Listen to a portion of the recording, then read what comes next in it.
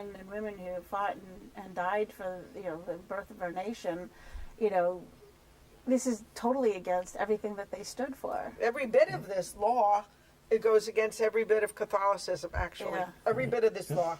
The simple things like putting the power in the hands of the government instead of with your own private doctor and your family. I mean, that in itself, we have the law of subsidiarity, right? Things are supposed to be taken care of at the local level, right? So that's just being destroyed.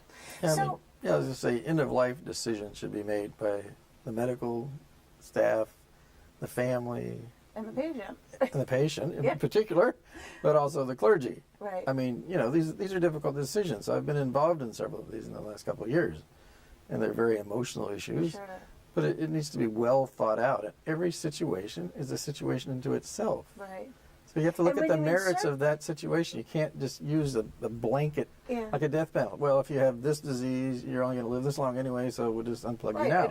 You can't do that because this is God's will, not our will. I mean, and when we you die. figure that the government is taking over this role, and all of the wackos that scream separation of church and state, you can see where the clergy is going to be totally pushed out of this entire scenario. Right. Oh, we see that already. Well, and the separation of church and state was states weren't supposed to have a state religion. Right. That's the separation no, of church I know and what state. the separation of church and state is supposed to be. Yeah, but I mean, that's the truth. But they spin things to make it seem like it's, you can't have any religion associated with the government. In public sphere, But, yes. Well, I have a friend who says God never surprises you. He always tells you what's going to happen beforehand. And as you said that, I was thinking of how years ago, all these things started happening years ago. And this is nothing new. All of these things started years ago. First of all, we had abortion. Okay? Then we have the move not to give people hydration.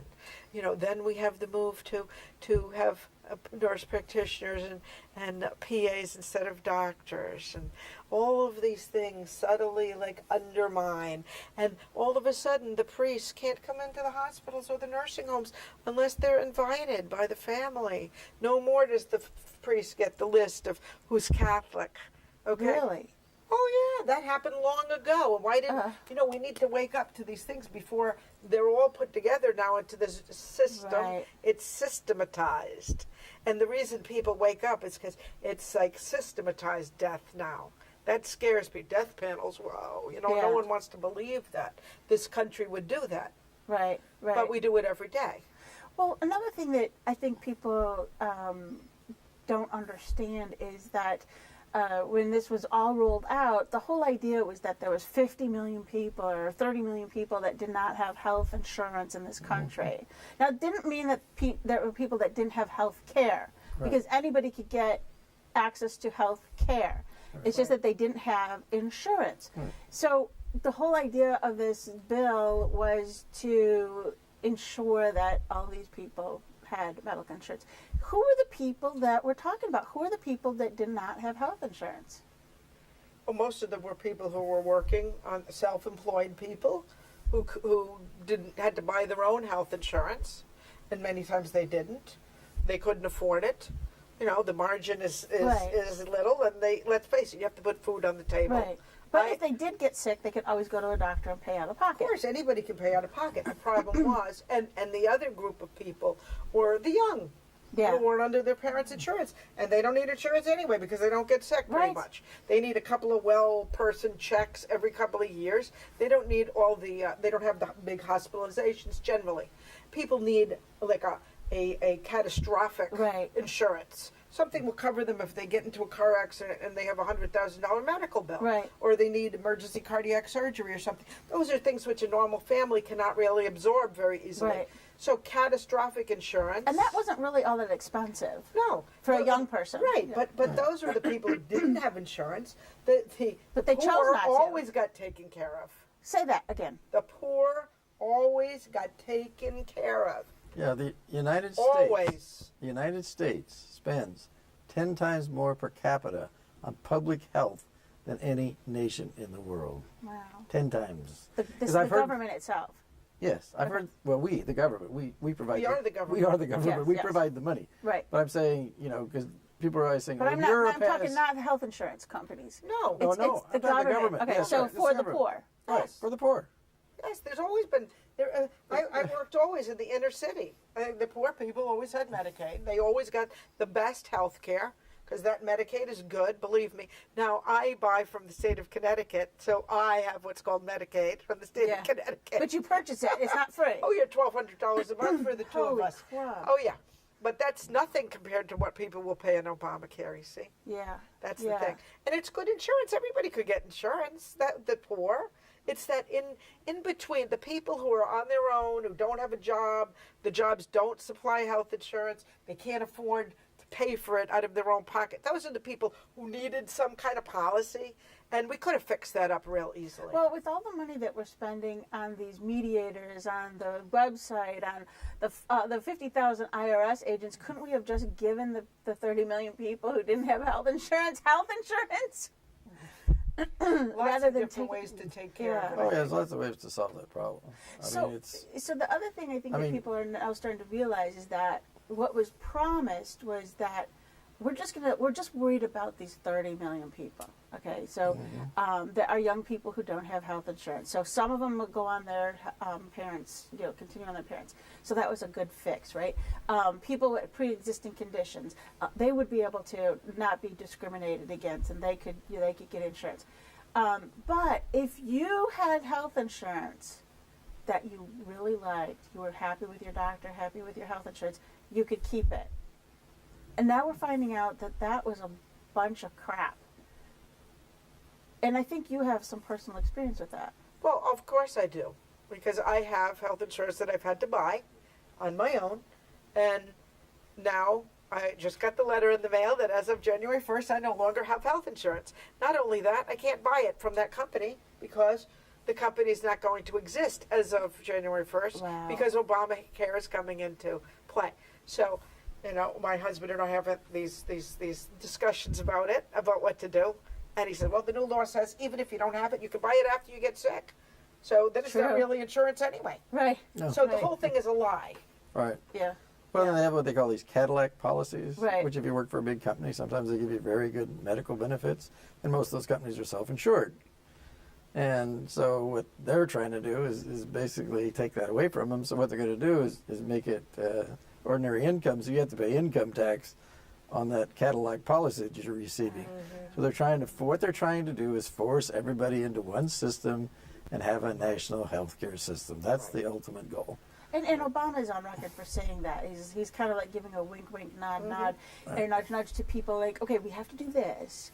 And then, when it's so bad, everybody's going to be begging for a one system. Single payer system. Which we know, you had experience. Yeah, it doesn't really work. In fact, the UK started theirs in 1948. And last year in 2012, they're actually now working on privatizing their health care because the National Health Service in the UK is the largest employer in the United Kingdom. Oh my God. And the bureaucracy is so large. Well, that's they the can't basically, the doctors can't practice any medicine anymore.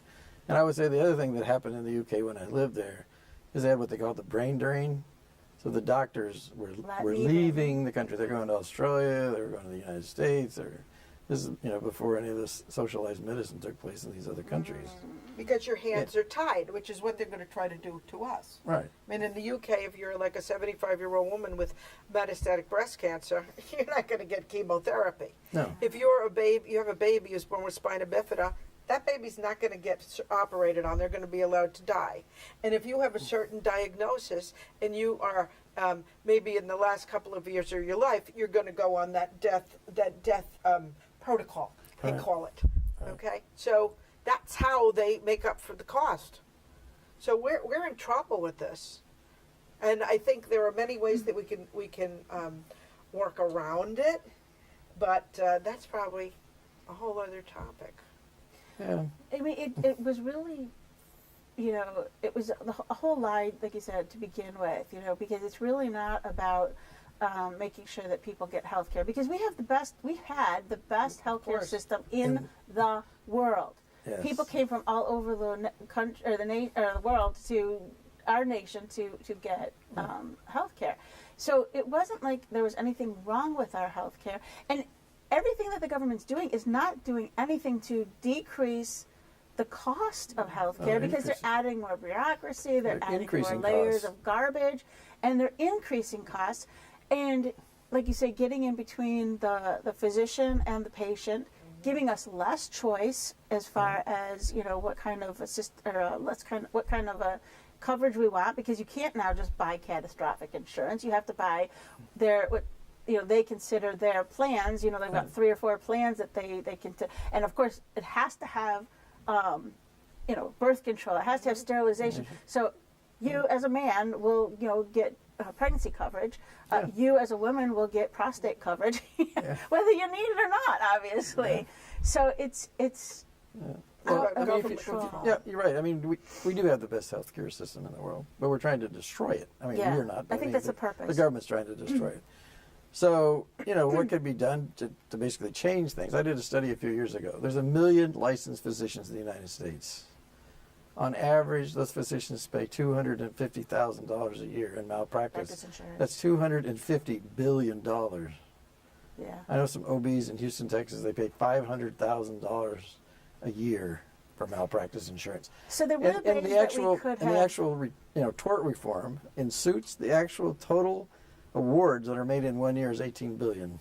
Wow. So we got $250 billion in insurance versus $18 billion in payouts. So... yeah, where's that coming from? Yeah, so where's the profit? Right. Well, thank you so much for joining us. I know this is like a huge topic, and we could have gone on for another 2 hours. I thank you for joining us today. We hope that you've learned something. Really do some research on this. Talk to your family and friends about the Affordable Care Act. We've got to do something about this, and hopefully in the future it'll be just a distant memory. Thanks again for joining us, and join us again next time.